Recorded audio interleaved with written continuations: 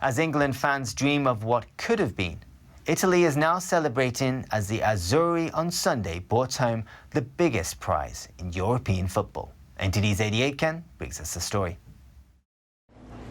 Italians are set to celebrate victory against England in the Euro 2020 final for days to come. But on Monday morning, many people were just happy that there was something to celebrate.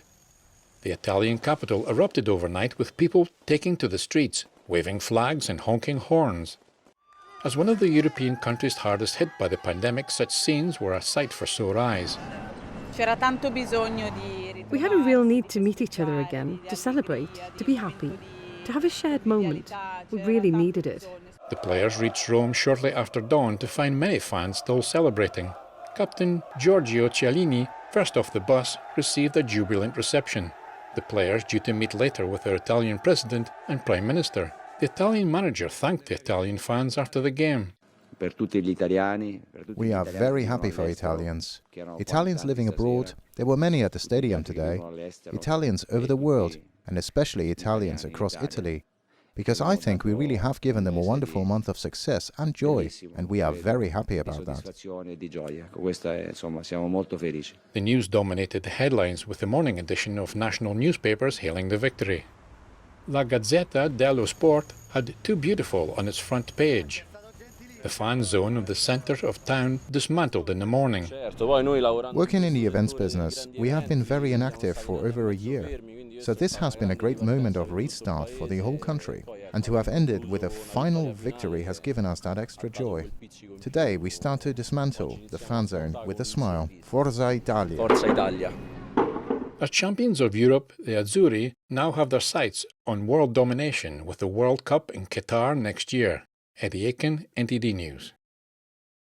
Lithuania has called for new sanctions against Belarus amid allegations that Alexander Lukashenko's regime is flying in migrants from abroad to send them illegally into the EU. NTD's John Robson brings us the latest on this. Arriving at the EU headquarters in Brussels, Lithuania's foreign minister said the Belarusian regime is behind the unprecedented migration flows into his country. For my country today, the most important issue is the unprecedented migration flows that are reaching my country from and with the help from Belarusian government or Belarusian regime. Lithuania, an EU member state, is struggling to deal with the hundreds of migrants illegally entering the country from neighbouring Belarus. Belarus decided to allow migrants to cross into the EU in retaliation against EU sanctions, imposed after the regime forced a Ryanair flight to land on its soil and arrested a dissident blogger who was on board. Lithuania said the EU needs a common strategy to counter Lukashenko's attempt to use migrants as a political weapon. For my country, it's unprecedented, but for Europe, it's not the first time when a European country is facing this sort of crisis, when refugees are used as a political weapon in order to change the country's policy. Lithuania said on Monday it is opening a new camp to house the illegal migrants. Last week, the country began building a razor wire barrier on its borders with Belarus to deter illegal entry. Joanne Robson, NTD News. Czech Prime Minister Andrej Babiš says he will not sign a letter backed by 18 EU member states to condemn the anti-LGBT law in Hungary. According to Euractiv, when he was asked about the question during the Czech parliamentary debate, Babiš says, "I don't know why I should do so." He says Hungary and Czech Republic are both sovereign countries. "I do not know why we should meddle in Hungarians' laws." He also says parents should raise children, not some non-profit organization. The new law in Hungary bans LGBT activists from entering schools and bans promoting homosexuality in schools. In France, the government is strengthening its measures to monitor the population amidst the pandemic. Some of these actions seem to mirror the Chinese regime's methods of surveillance. NTD's David Vivez brings us this report from Paris. On July 7th, a French government agency said it would provide doctors with a list of their non-vaccinated patients. The goal will be having the doctors encourage those patients to receive the vaccine. While the measure could accelerate vaccination, it also means that the government will be able to know who is vaccinated and who is not. According to the founder of a French media outlet, this is part of a wider trend. Plus de restrictions des libertés. In the name of safety, we are monitoring people without restrictions. We're living in a moment where global surveillance technology is getting more and more advanced, with high-end tools. That's very concerning. Vireg says according to intelligence agency sources, the pandemic has allowed for the quick development of laws that restrict the population, while identifying and tracing people. One development seems to support this hypothesis. On June 3rd, 3 French senators released a report saying that France should learn from other countries that use digital tools to manage the pandemic, especially China.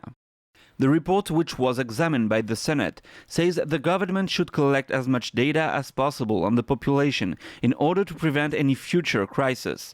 The information would be stored in a so-called health data hub. Although many experts question the accuracy of data released by the Chinese Communist Party, like the virus death toll in China, the senators say the Chinese regime was successful at quieting the pandemic. I'm disappointed by the senators' decision. They want to impose laws. They are fascinated with these tools for global surveillance technology.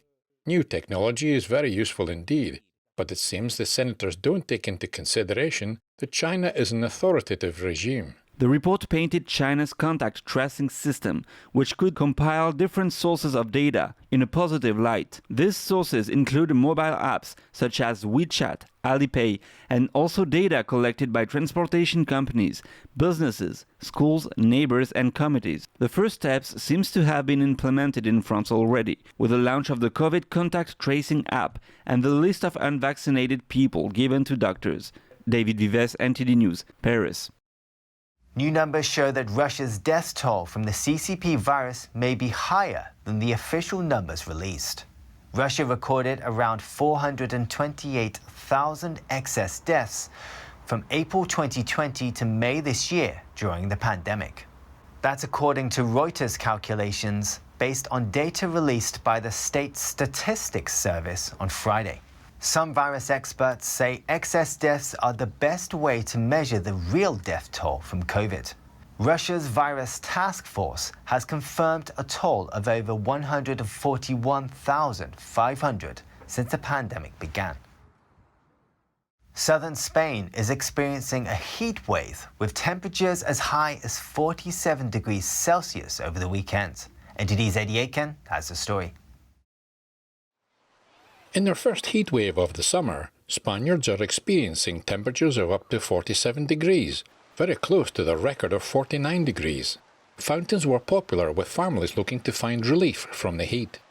I'm feeling very good and enjoying myself after the pandemic. It's good to have fun and to go for a walk. It is a little hot, but with a little water, let's enjoy. We are here in the coolness of the fountain. It brings us humid air. We are cooler here, looking for the shade. Many people were seen relaxing on beaches or sitting under the shade of trees. Mask wearing in Spanish parks is now voluntary, and when you have to contend with such extreme temperatures, that comes as a relief. The mask is the least important thing now, because I'm with my friends, so I don't wear it. But even though I'm vaccinated and everything, when I'm in a place with a lot of people, I do wear it. Spanish COVID-19 infection rates more than doubled over the past week. Highly dependent on tourism, Spain is trying to strike a balance between opening up enough to entice travellers while keeping infections in check. Mainland Spain is currently on the amber list for travel according to the UK Foreign Office website. From 4 a.m. on July 19th, rules change and fully vaccinated travellers will not need to quarantine on arrival in England. Eddie Aitken, NTD News. That's the news for today, and thanks for tuning in. I'm Stuart Lees.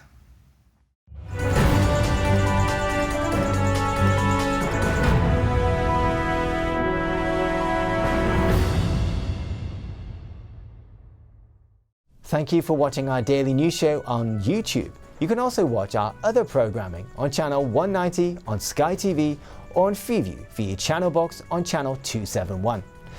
In the meantime though, please give this video a like and hit subscribe to our channel.